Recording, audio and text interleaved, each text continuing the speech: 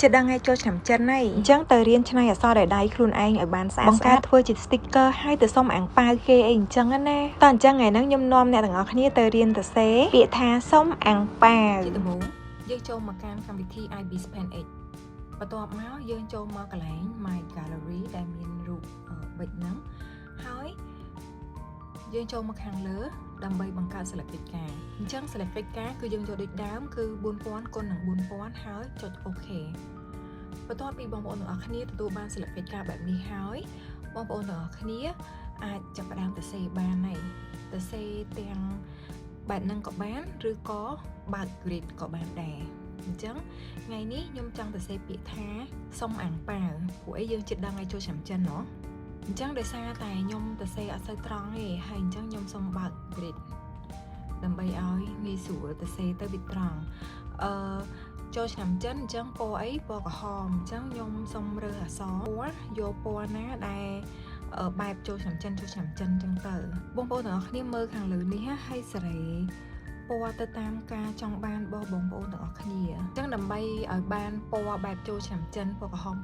ខ្ញុំជ្រើសរើសយកពណ៌បែបអានេះរៀងទឹកក្រូចបែកក្រហមអីអញ្ចឹងណាវារៀងស្រាលអញ្ចឹងខ្ញុំចង់យកពណ៌ហ្នឹងដើម្បីមកសរសេរអក្សរអញ្ចឹងខ្ញុំផ្អៀងស្លឹកกระดาษបន្តិចដើម្បីឲ្យងាយស្រួលក្នុងការសរសេរប្រាស់ដែលខ្ញុំតែងតែប្រើរាល់ដងគឺខ្ញុំយក felt tip pen soft នេះបន្ទាប់មកខ្ញុំសេរីប្រាស់នឹងឲ្យរៀងធំបន្តិចដើម្បីឲ្យវាសរសេរទៅមើលទៅស្អាតតាមពិតបើបងប្អូនទាំងអស់គ្នាចង់សរសេរតូចក៏បានគិតថាតូចស្អាតក៏សរសេរតូចអញ្ចឹងណាបងប្អូនទាំងអស់គ្នាសរសេរខុសថែបពីលើដើម្បីundo redo អញ្ចឹងណាអញ្ចឹងអត់ពិបាកអត់ពិបាកអេបើសិនជាសរសេរខុសសរសេរត្រូវមិនក៏ដោយហើយអក្សរទាំងអស់នេះចាំយើងសេរីវាតាមក្រោយទៀតក៏បានដែរបើសិនជាវានៅឆ្ងាយគ្នាពេកអញ្ចឹងណា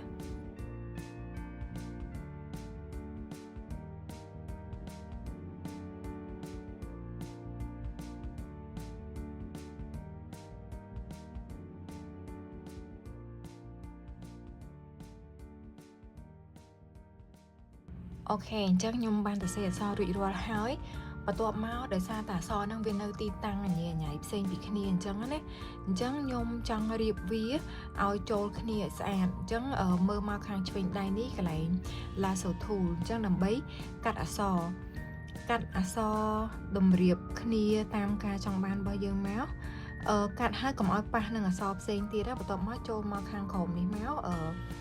កន្លែង transform ដើម្បីបរិចព្រមអក្សរនឹងឲ្យវារៀងតូចបន្តិចមកងាយស្រួលក្នុងការ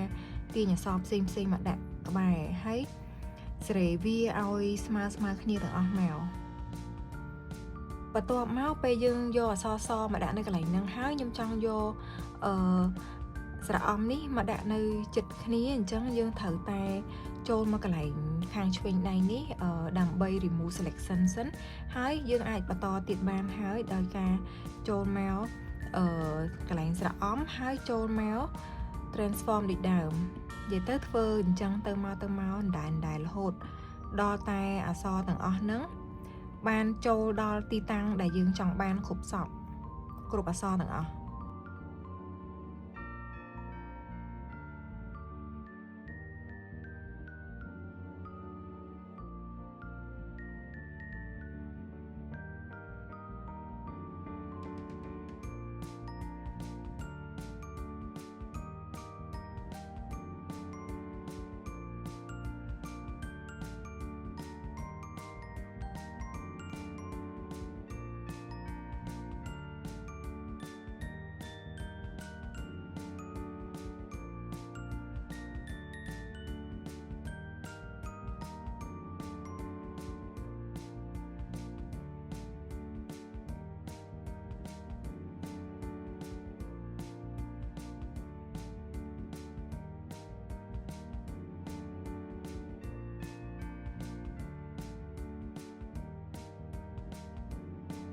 បងប្អូនទាំងអស់គ្នានៅពេលដែលធ្វើអីផ្សេងបន្ទាប់ពីការសរសេរអក្សរហ្នឹងដូចជាការដាក់ stroke ដាក់ sticker ដាក់អីក៏ដោយបងប្អូនទាំងអស់គ្នាត្រូវតែបង្កើត layer ថ្មីអញ្ចឹងឥឡូវនេះ layer អសតបូងគេរបស់យើងហ្នឹងគឺវានៅ layer ទី1 អញ្ចឹងដើម្បីដាក់ stroke បានបងប្អូនទាំងអស់គ្នាត្រូវតែចូលមក duplicate layer ហ្នឹងកន្លែងសញ្ញាបូកនេះហៅពាក្យថា duplicate layer អញ្ចឹងយើងទទួលបាន layer ថ្មីមួយទៀតដែលដូចគ្នាវាបិទប៉ុន្តែបងប្អូនទាំងអស់គ្នាត្រូវតែឈរនៅលើ layer ខាងក្រោមគឺ layer ទី1ដោយសារតែ stroke យើងចង់ឲ្យវានៅពីខាងក្រោមអសបើបងប្អូនទាំងអស់គ្នាចូលទៅធ្វើនៅ layer ទី2ឬក៏ច្រឡំធ្វើនៅ layer ទី2ក៏អត់អីដែរដោយធ្វើហើយយើងអាចទាញវាចុះមកក្រោមចេះមកគឺដូចតែគ្នាឯងប៉ុន្តែយើងឈរនៅលើ layer ទី1ឲ្យហើយហ្មងទៅកុំឲ្យពិបាកទាញទៅទាញមកបន្ទាប់មក stroke គឺយើងធ្វើដូចមុនអញ្ចឹងចូលមកកាន់ filter នៅកន្លែងខាងឆ្វេងដៃនេះបន្ទាប់មកចូលមកកាន់កន្លែង style ហើយនឹងយក stroke board ហើយ stroke នៅខាងក្រៅហ្នឹងតើចង់បានពណ៌អីយើងចូលទៅរើសពណ៌ហ្នឹងមកអញ្ចឹងខ្ញុំចង់ដាក់ពណ៌ក្រហមយករៀងចាស់បន្តិចដោយសារតែពីមុនមក stroke របស់ខ្ញុំរៀងធំអញ្ចឹងទៅវាជាប់អាធំមកតែខ្ញុំអត់ចង់បានធំអញ្ចឹងទេខ្ញុំចង់យកវាតូចបានហើយអញ្ចឹងខ្ញុំយកធំលេខ5លេខ6អីទៅបានហើយបន្ទាប់ពីយក stroke ប៉ុណ្ណឹងហើយចុច tick កន្លែងនេះមកហើយខ្វែងវិញបន្ទាប់មកអញ្ចឹងបងប្អូនទាំងអស់គ្នានឹងទទួលបាន stroke ក្រហមបែបនេះនៅជុំវិញអក្សរអាំងប៉ាវរបស់យើងហើយបន្ទាប់មកទៀតខ្ញុំចង់ដាក់ស្រមោលអក្សរហ្នឹងប៉ុន្តែដាក់ស្រមោលលើកហ្នឹងខ្ញុំអត់ប្រើដោយលើកមុនដោយការចូលទៅក្នុងកន្លែង FX នេះហើយប្រើ stroke ទេខ្ញុំចង់ប្រើ style ផ្សេងចង់ប្រើ brush ម្ដងអញ្ចឹងណាអញ្ចឹងយើងត្រូវចូលមកកន្លែង layer ដូចដើមមកហើយបង្កើត layer មួយថ្មីអញ្ចឹង layer មួយថ្មីគឺ layer ទី3នេះហើយឲ្យ layer ទី3ហ្នឹងវាមិននៅខាងក្រោមគេមកពួកអីយើងត្រូវឲ្យវានៅពីខាងក្រោមអក្សរបន្ទាប់ពីហ្នឹងមកយើងត្រូវចូលមកប្រើកន្លែង tool magic wand នៅខាងឆ្វេងដៃមានរូបដូចបិចហើយមាន bling bling នៅចុងនេះចុចយកហ្នឹងមក magic wand ហ្នឹងគឺជា tool សម្រាប់ឆក់អក្សរហើយហេតុអីបានយើងត្រូវឆក់អក្សរហ្នឹងព្រោះអីខ្ញុំត្រូវការប្រើ brush យកមក brush ពីលើអក្សរហ្នឹងអញ្ចឹងដើម្បីកុំឲ្យពណ៌ដែលខ្ញុំយកហ្នឹងវាហៀចេញទៅក្រៅអក្សរមានន័យថាវានៅតែពីខាងក្រោយអក្សរហ្នឹងឯងអញ្ចឹង zoom វាបន្តិចមកឆក់វាតែក្នុងពណ៌ផ្កាឈូកពណ៌ទឹកក្រូចហ្នឹងបានហើយកុំឲ្យប៉ះជាមួយនឹងកន្លែងផ្សេងអសោះអញ្ចឹងបងប្អូនទាំងអស់គ្នានឹងឃើញហើយនេះបន្ទាត់ដាច់នៅជុំវិញញាក់ហ្នឹងណាអាហ្នឹងជាកន្លែងដែលយើងបានឆក់វាអញ្ចឹងបន្ទាប់ពីឆក់ហើយគឺខ្ញុំចង់បានពណ៌ខាងក្រោយហ្នឹងគឺខ្ញុំយកពណ៌របស់ stroke នេះដែរនេះអាពណ៌ក្រហមហ្នឹងអញ្ចឹងចូលមកកន្លែងពណ៌ក្រហមហ្នឹងដែរមកព្រោះអីពេលដែលយើងទៅប្រើហើយវានៅជាប់នៅខាងក្រោមនេះហើយអញ្ចឹងខ្ញុំយកពណ៌ក្រហមហ្នឹងដែរបន្ទាប់មកខ្ញុំចូលមកកាន់កន្លែង tool brush ចូលមកកាន់កន្លែង tool brush បើក brush ឲ្យរៀងធំតិចមកដើម្បីស្រួលក្នុងការ brush វាលឿនហើយបងប្អូនទាំងអស់គ្នាគ្រាន់តែផាត់ពណ៌ហ្នឹងណានៅពីលើអក្សរអញ្ចឹងមកផាត់វាពេញអញ្ចឹងមកបន្ទាប់មកប្រឡែងដៃមកបងប្អូនទាំងអស់គ្នានឹងអត់មានឃើញអីទាំងអស់ប៉ុន្តែមានន័យថាអាពណ៌ហ្នឹងគឺវានៅពីខាងក្រោយអក្សរហ្នឹងរួចហើយអញ្ចឹងបងប្អូនទាំងអស់គ្នាចូលមក remove អាមូអានេះយើង select មិញនេះញ័របន្ទាត់នេះចូលមកខាងលើនេះមកបន្ទាប់មកយក remove selection area អញ្ចឹងបាត់ហើយលែងឃើញញ័រទៀតហើយបងប្អូនទាំងអស់គ្នាអត់ឃើញទេថាប្រាស់ដែលយើងគូសហើយពណ៌ក្រហមមិញហ្នឹងនៅកន្លែងណាត្រូវចូលមកកន្លែង transform ដោយសារតែយើងឈរនៅលើ layer ក្រោមគេ layer ទី1មិញអញ្ចឹងយើងទាញមកឃើញអញ្ចឹងនេះជាស្រមោលដែលខ្ញុំធ្វើដោយអត់បានចូលប្រើនៅក្នុងកន្លែង filter ទេគឺខ្ញុំចូលមកប្រើក្នុង brush យកមកអញ្ចឹងបងប្អូនទាំងអស់គ្នាចង់សេរីវាបែបណា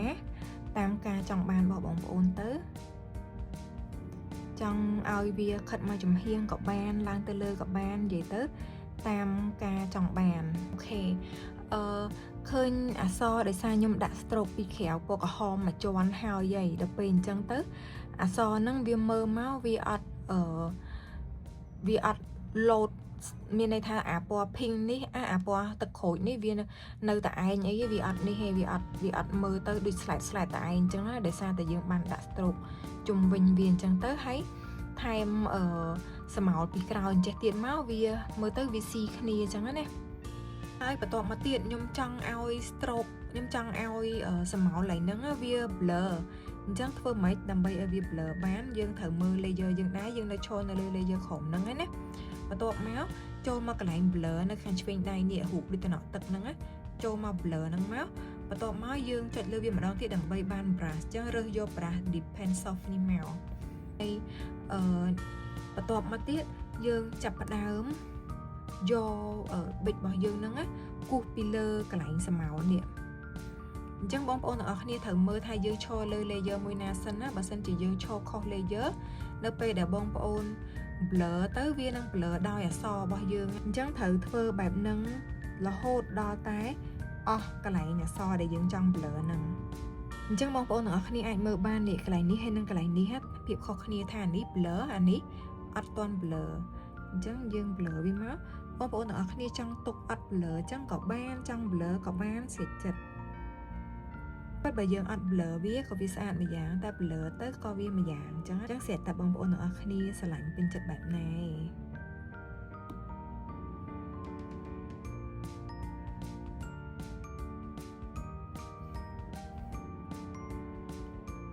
អញ្ចឹងបន្ទាប់ពីសរសេរអក្សរសុំអាំងប៉ាវឲ្យអស់ហើយខ្ញុំចង់ថែម stroke មួយជាន់ទៀតចូលមកកន្លែង layer បន្ទាប់មក duplicate layer ចូលមក layer ក្រោមបន្ទាប់មកចូលមកកន្លែង filter យក stroke board ហើយខ្ញុំយកពណ៌រាងស្រាលហើយខ្ញុំព្រីកវាឲ្យរាងធំតិចអញ្ចឹងប៉ុណ្ណឹងបានហើយអូខេហើយយើងចូលមកកន្លែងខ្វែងវិញមកនៅសល់ប្រឡោះកន្លែងនេះយើងអាចបំពេញបានទេចូលមកកន្លែង tool brush មកហើយដើម្បីកុំឲ្យពិបាកទៅរកពណ៌គ្រាន់តែចុចពីលើកន្លែងហ្នឹងមក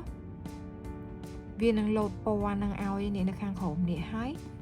brush វាមកហើយដាក់រៀងទូចតិចកុំឲ្យប្រាស់ទៅវាប៉ះកន្លែងផ្សេងអញ្ចឹងចូលមកប្រាស់វាមកតែប៉ុណ្ណឹងទៅពេញហើយអញ្ចឹងខ្ញុំសូមបិទ grid វាសិនបិទ grid ទៅវាឃើញស្អាតជាងបន្ទាប់មកខ្ញុំចង់គូសលេង style វានៅលើអក្សរហ្នឹងបន្តិចបន្តួចយើងត្រូវតែបង្កើត layer ថ្មីមួយសិនណាចូលឡើងសញ្ញាបូកនេះបង្កើត layer ហើយឲ្យ layer ហ្នឹងនៅពីលើគេមកបានយើងសរសេរលើអក្សរកើតបន្ទាប់មកទៀតចូលមកកន្លែង brush មកហើយ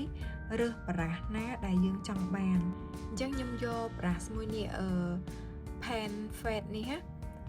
ព្រោះអីពេលគូសទៅវារៀងចេញផិលវា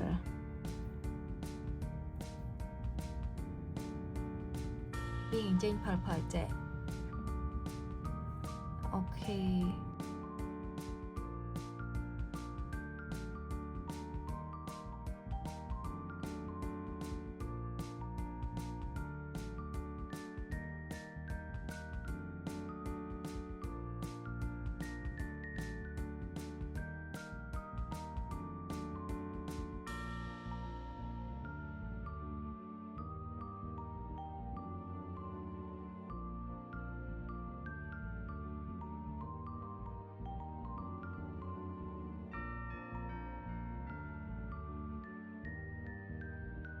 អូខេឥឡូវរួចរាល់ហើយអញ្ចឹង